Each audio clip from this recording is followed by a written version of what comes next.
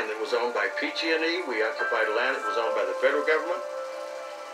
PG&E had taken our water and had refused to give Indians a dime for it. And most of our Indians were poor. They had, a lot of them didn't even have electricity. They didn't have hot water. They had outside toilets and all that kind of stuff.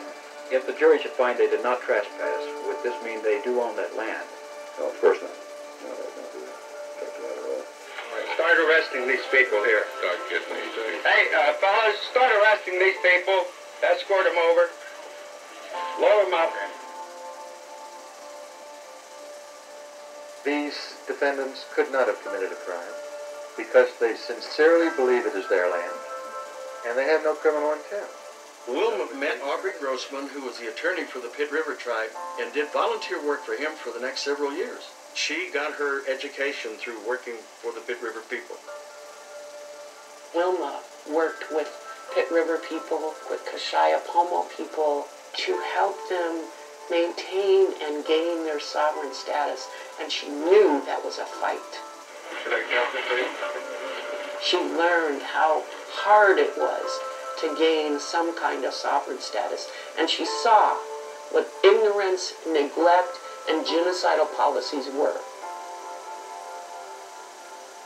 But it turned out that when she started to become interested in Indian rights, her husband Hugo did not want her to go anywhere. He did not want her to travel. He did not want her to work. He wanted her to be a housewife and raise the two girls. So Wilma finally decided that she had to get a divorce. Even so it was painful for her, it showed her that pain and suffering is part of growing into a leadership position.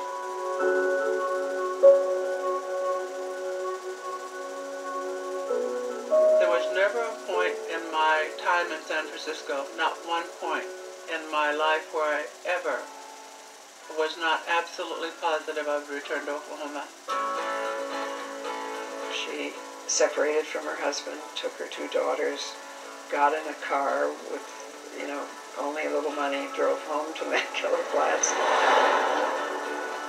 We came with a U-Haul truck. We had our cat, our dog. And ultimately, she started a new life.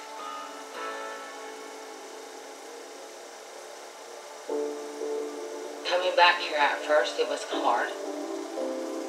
The house that they grew up in had been burned down, so there was no place to stay on the land. We were living in a tent. Mom couldn't find a job. I was looking around thinking, there's nothing here.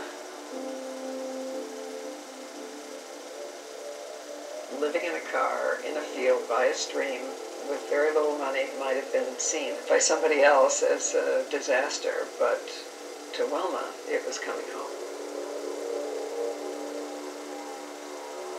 So it was quite a change to come to rural eastern Oklahoma and see that there was a whole different perspective.